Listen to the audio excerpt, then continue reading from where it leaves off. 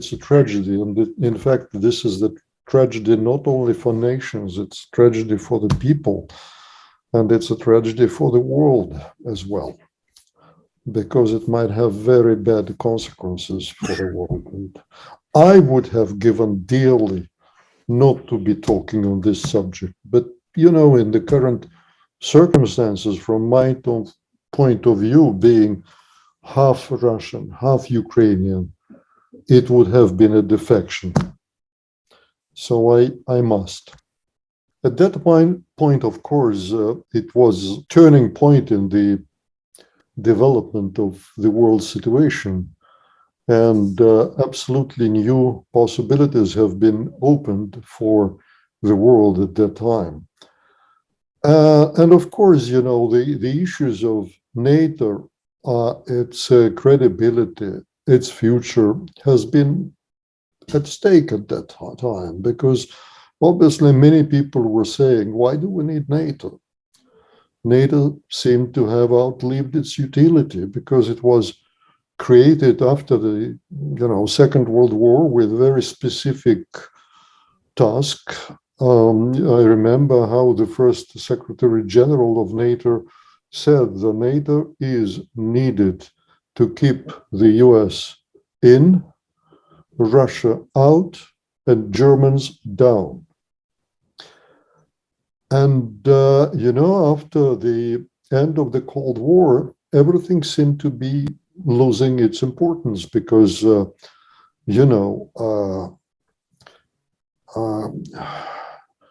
the security was not jeopardized of Europe.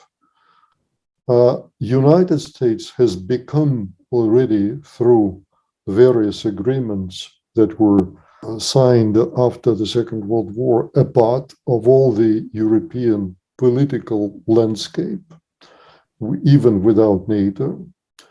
The Soviet Union has ceased to be an enemy, and it was, accepted by the leaders of the West at that time. And Germany, of course, has ceased to be a threat at all. Long before that, even after the creation of the European Union, and particularly after the launching European Union in 92 or 93, So, but at the same time, of course, NATO is also a bureaucracy. It's not just an institute that exists in some ample conditions or atmosphere. It's a bureaucracy, and of course, this bureaucracy has been looking for the possibility to continue the existence of NATO. And Russia, after the end of the Soviet Union, the new Russia, didn't take much to show the possibilities, because what has happened even in Chechnya, the two wars in Chechnya, I just want to remind the audience that Chechnya has been a part of Russia.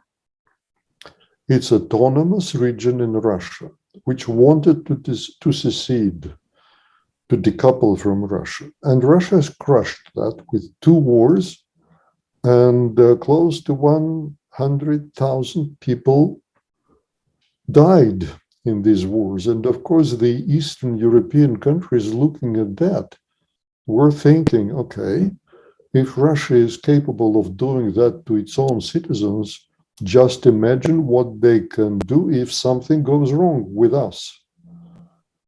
And that was the real reason. It was not the initiated reason of NATO, but it was the flee by the European countries from Russia because of how it behaved during that time.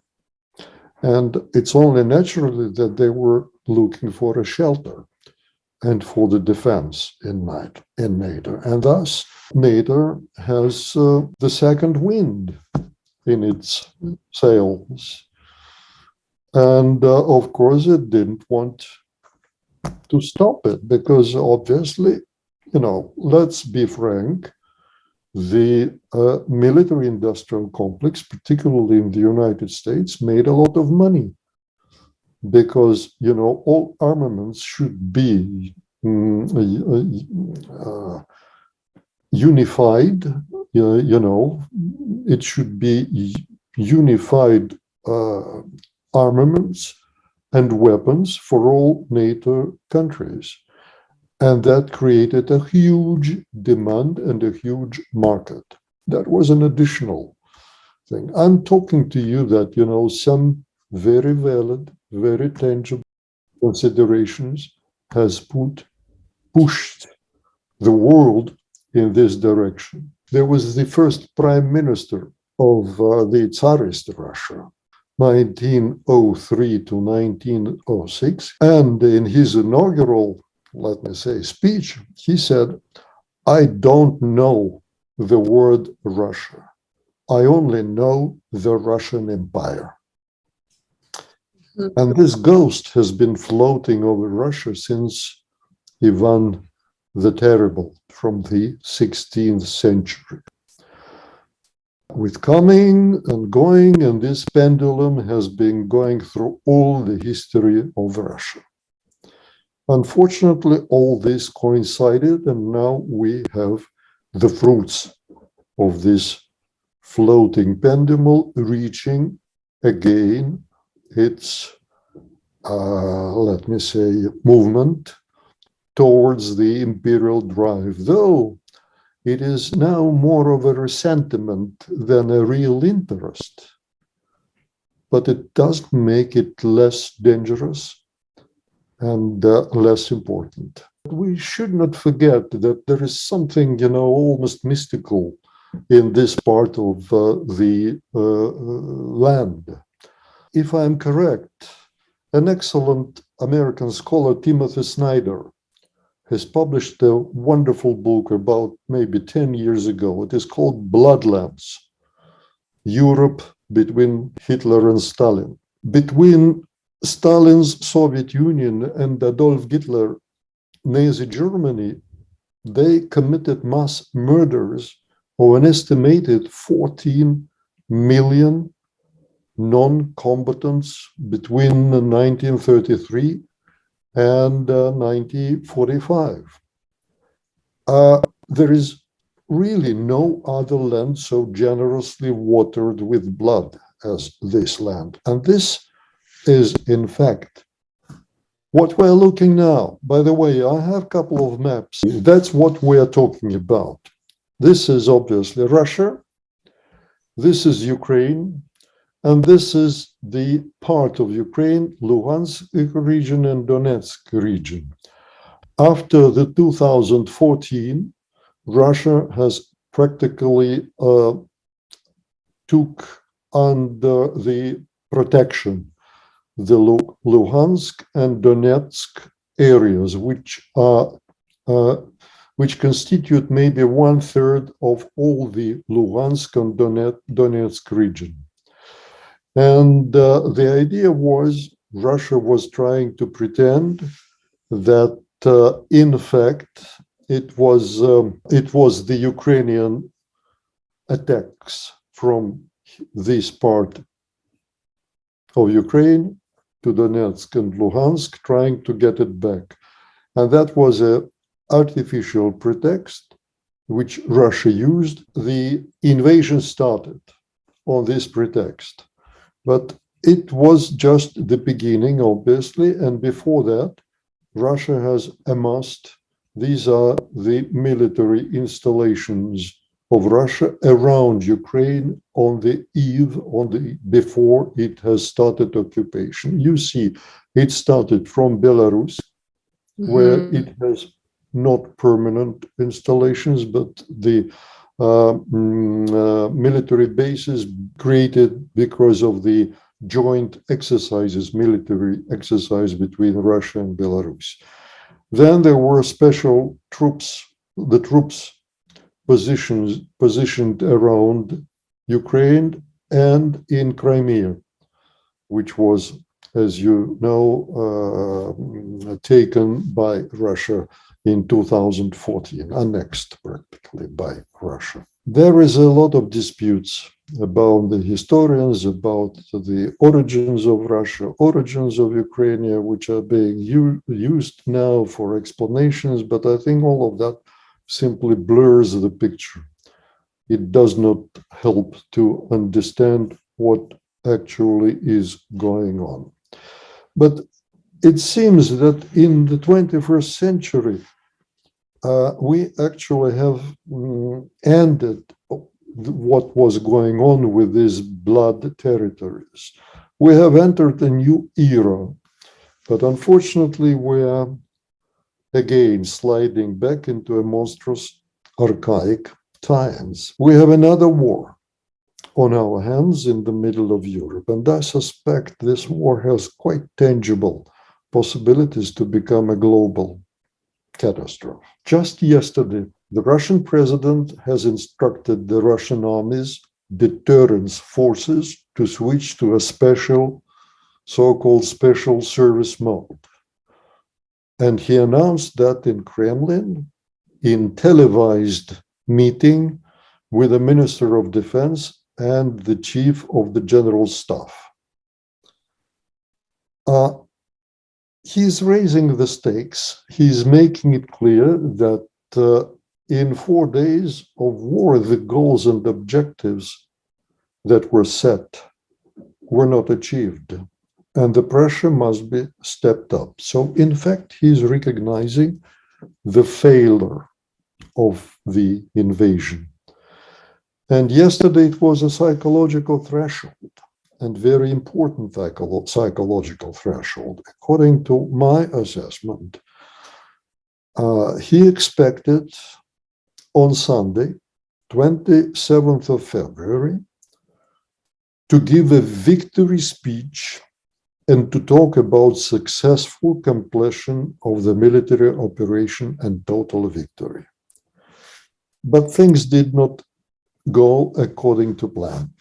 On the very first day of the operation, of the war, after the missile strike on Ukraine military facilities, a ground operation began, which almost immediately stumbled over fierce resistance from Ukrainian troops.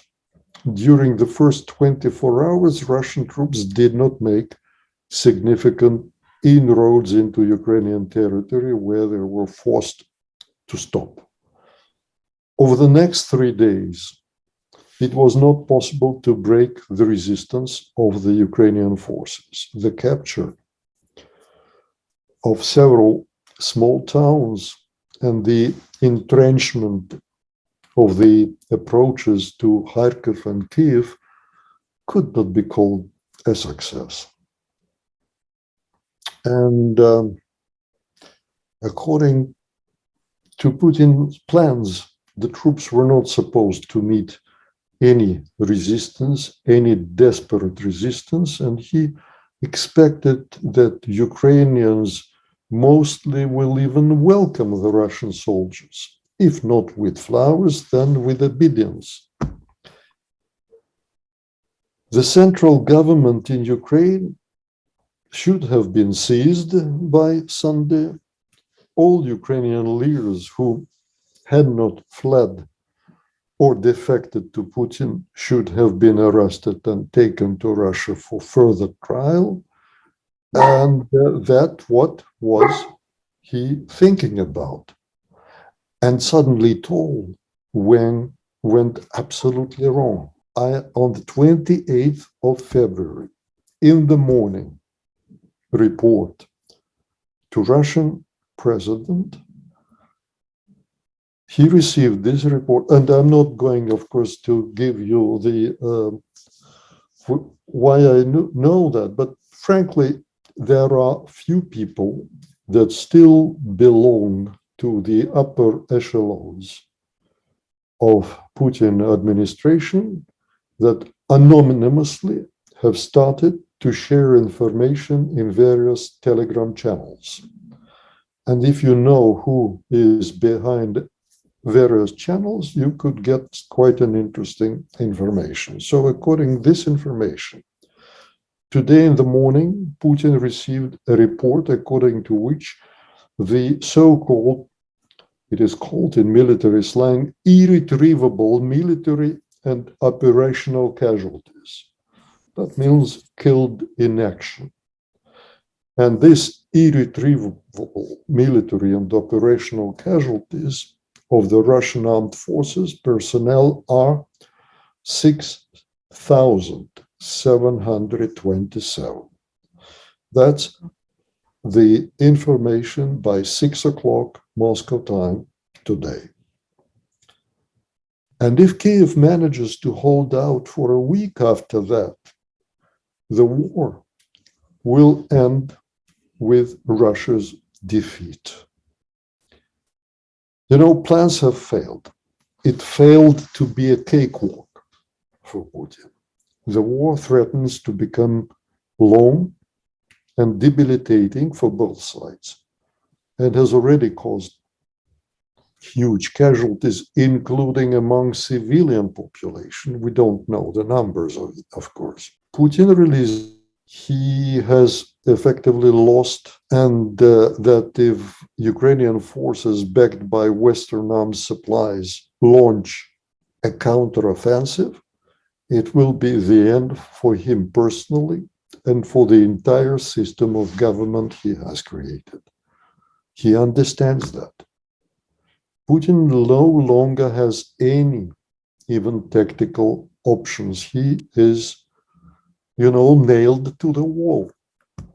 As Russian troops extended deeper into Ukraine and encircled its capital, the United States and others moved to flex their financial might in retaliation.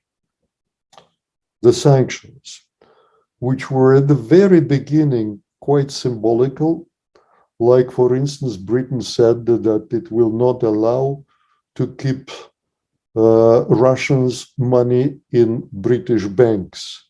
Come on, it's laughable. How many Russians have accounts in British banks, except for, a dozen of billionaires or a couple of thousands of people that live in London. But now it's totally different.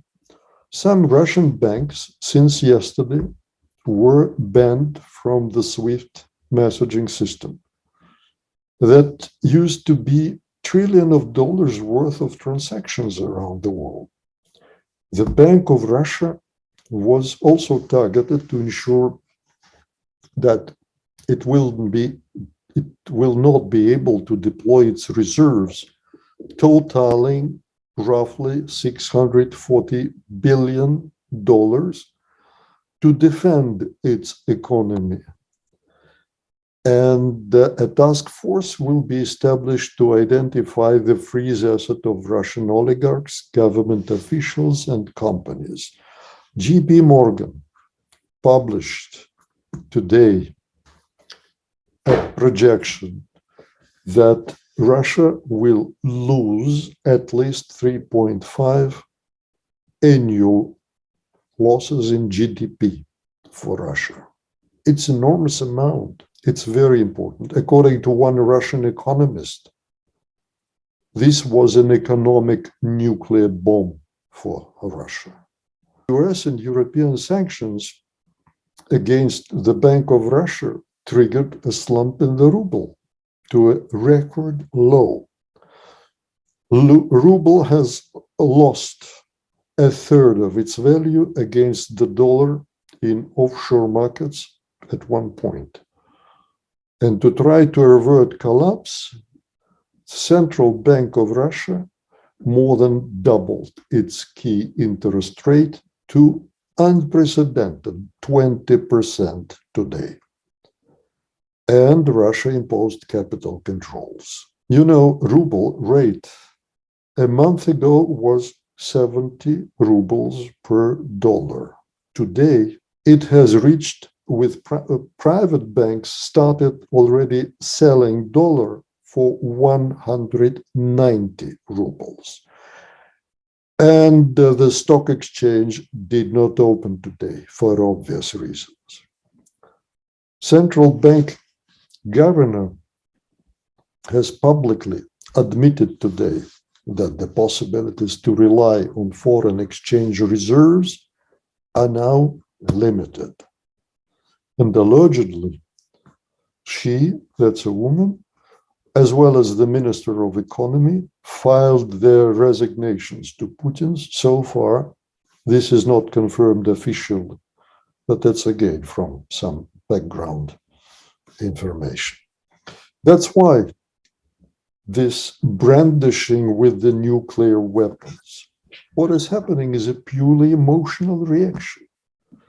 You know, just an invasion itself was a purely emotional reaction. There is no rationale behind that. It all stems solely from Putin's psychological state and some mental precondition for this kind of action. There is still no rationality in it. And this appeal to nuclear weapons certainly betrays a very high degree of confusion of the president. In fact, what he said does not have a meaning at all. You know, he said about some special degree of alert, but the strategic forces has been on alert for many years. According to the protocol, I do not remember, but it seems to me that it leaves like from 7 to 10 minutes for the decision. What could be more than that? The blitzkrieg has failed. He's irritated.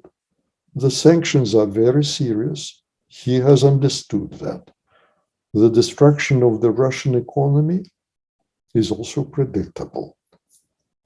And of course, he needs to still to mobilize the population support. But the degree of this effectiveness of these attempts is totally unclear, because people have started already when they looked at the exchange rate in the morning. They understood what is going to happen, and he is simply nervous. And I must say that a rat in the corner becomes a dangerous beast. He has now, as I see it, three options, just three possible ways to escape the humiliation. Because obviously, this was a terrible miscalculation on his part, and the failure of the people that even did not dare to tell him the truth. The first way is to negotiate, and where there are some minimal successes, that can be, then they can be secured and presented domestically in Russia as victory. But on the other hand, I'm not sure that the Ukrainians side, feeling now that the time is ticking in their favor, will be willing to, to allow Putin to claim victory, any, even symbolic victory. The second is to mobilize and to try to implement plans with more troops and weapons. But this will lead to the sea of blood from all sides, and as a result, negative and categorically unacceptable to Russia and the world. The third, I do not even want to talk about what could be the global disaster. However, what I see is very dangerous, because we are witnessing a sort of banalization of war. It is being argued, it is present in various discussions, and banalization of war in nuclear age is very dangerous.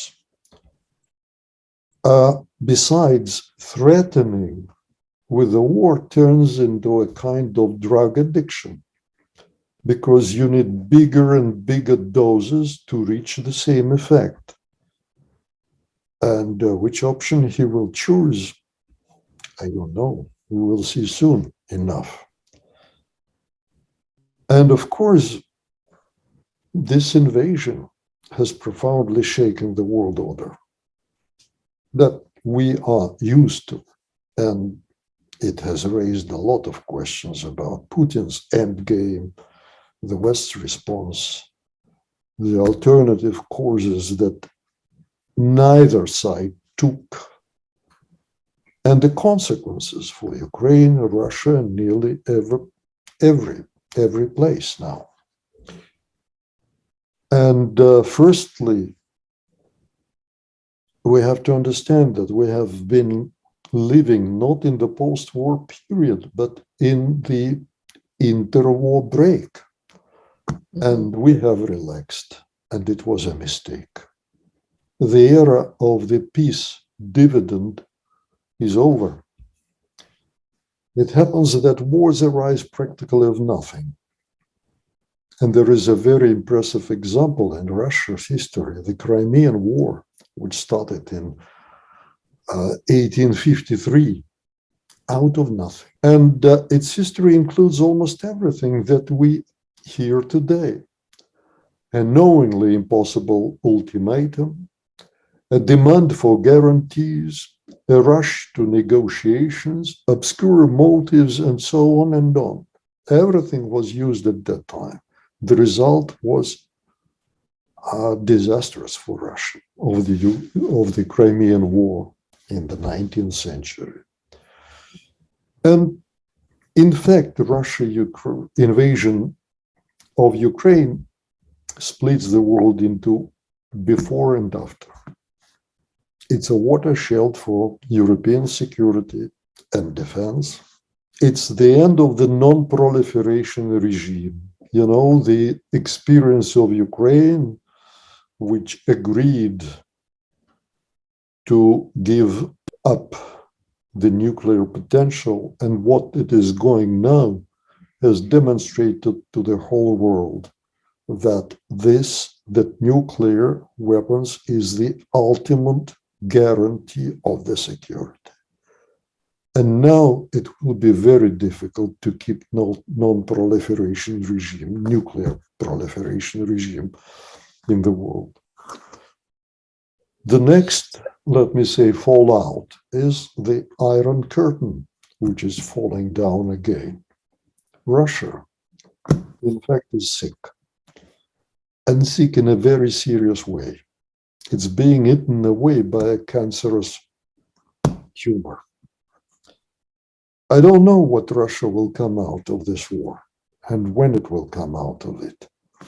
From the looks of it, it might take a long time. Zelensky, supported by the people in Ukraine, has raised to 91% during these days. It was less than 50 before this operation.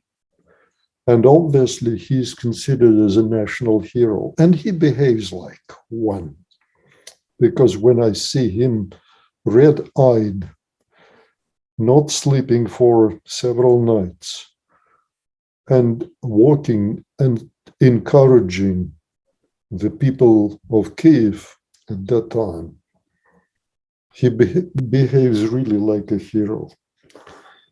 And I don't think that he will be ready to trade this for a kind of compromise and face-saving operation for Putin. Unfortunately, I think that he will be saying that we will agree to stop everything if all the territories of Ukraine will be returned to Ukraine, meaning all of the Donetsk and Luhansk region and Crimea. Obviously, for Putin, that will be a disaster. He cannot afford that. Therefore, my prediction, unfortunately, that this round of election, the discussions that are underway right now in Homel region in Belarus, will end in nothing. There might be, some context established to continue the negotiations, and at least some context behind the stage. Maybe that will grow into something more tangible and more negotiable, let me say, and that is possible to shape as an agreement for both sides. I don't know, but we have a very scary situation because disaster also for Russia, whatever happens, because the problem even not because of the sanctions. The problem is that Russia will turn into a war with its own people. There is no doubt about that now. There were close to 3,000 people that have been detained yesterday, only yesterday, during the day of demonstrations in various cities of Russia. And a total close to 6,000 since the beginning of the war with Ukraine, detained. On the first day, there were 1,000 detainees only in Moscow. And it will not end. It will continue.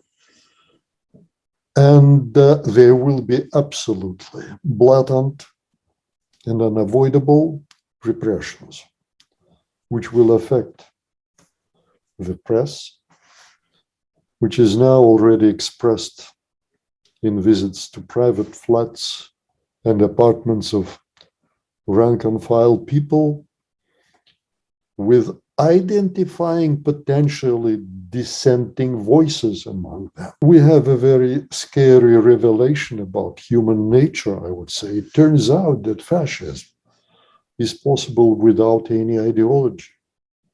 I never thought about that. But when I look at what's going on, it's built on the bare resentment, just on resentment alone today. That means that fascism is not ideological or cultural phenomenon, but it is more a psychological one. I would even dare to say it's, in a sense, it's psychiatric. And many people enjoy experiencing these emotions, this feeling of permissiveness, of being able to transcend any notions of good and evil, and brazenly say afterwards, well, yes, I did it, and what can you do to me? Almost all independent media in Russia have been destroyed. Today, we have maybe 3 to 5 media sources that are more or less independent. All political opposition is destroyed. You know definitely how Navalny, after the attempt to poison him, there was an attempt to poison him with a Novichok chemical weapon, let me say. And after he survived and returned to Russia, he was put under the arrest. And he is still in jail for more than 1 year now already. Former President Medvedev writes about the return of the death penalty. Russia was a member of the Council of Europe, and thus it could not use the death penalty. Now Russia has been suspended at the Council of Europe, and Medvedev says, well, that's a good opportunity to restate the death penalty in Russia. And now, again yesterday, a new law. 20 years in prison threatened for any Russian who helps financially, logistically, or with consultation or information any foreign organization in activity threatening Russian Federation national security. I do not know if giving this interview I qualify for this already. Wow. This is the situation. It's really worth taking into account not what is going on the battlefield, but all around that. Russia will not come out of it as it was before. All empires that have tried to turn back the clock, and that's what Putin is trying, have been trying to reestablish. He was trying to recombine the same pieces in a new construction. That's exactly turning the clock back. And all of these attempts always ended in disaster. But living the scene, they usually slam the door loudly. That is the main consequence. In any case, it will take long to reset the national reputation of Russia, and maybe longer than it took Germans after Hitler. And the second one, who could have consolidated Europe and the West better than Putin did. In any case, Europe seems to become united as never before, and the West generally. And he has achieved for the time being just the opposite. He turned the brother nation of Ukrainians into the enemy. He consolidated Europe. He has forced today NATO to bring more troops on the border of Russia. You have asked me about this Suwalki Gap. It's a very important thing because, I was even thinking at some point that Belarus was more important strategically, militarily for Russia than Ukraine was. And the answer is quite obvious. Kaliningrad region, this is the Baltic Sea. Mm-hmm. On the Baltic Sea, we have Poland, Lithuania, Latvia, Estonia. Russia border ends here, and there is a very short territory between Belarus and Kaliningrad. Kaliningrad is an important, strategically important region, and in addition, in case something will go wrong, again, let me say, Russia has to snatch this part on the border of Poland and Lithuania, and that will create the corridor to Kaliningrad, and it will isolate completely Estonia, Latvia, Lithuania from NATO countries. Territorially, it will be sealed off. That could create a lot of opportunities for Russia, in case, of course, everything will go in this direction. I hope not. But Suwalki Gap, it's only, 100 kilometers from here to here. But for Russia, given the very, sometimes I would call it smart behavior of the Belarusian president, because he was playing, with Russia, playing with the West. Now, of course, it's less possible to engage in this place for Lukashenko. But at the same time, Russia understands that, it cannot expect that Belarus, under this president or the next president, will be eager and willing to push the chestnuts out of the fire for Russia. And therefore, for Russia, generally, it has been discussed through the years. It's not something that I have, discovered. It's well-known information, but it has been thinking, and that's why Belarus is so important. It wants to have military base, better more than one, on the territory of Belarus. And I suspect that the military troops stationed now in Belarus because of Ukraine will remain there. So this is, the next steps that could be switched on in terms of the further escalation. And today, Estonia, Latvia, Lithuania, they have claimed several times that they do not exclude the invasion of Russia. Of course, it's a part of NATO.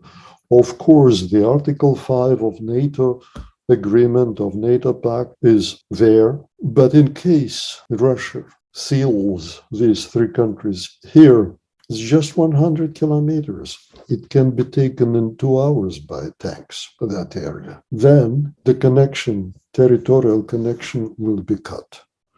And according to the estimates, the air transition by air of support to that area of NATO could require up to 2 months. The gap is obvious.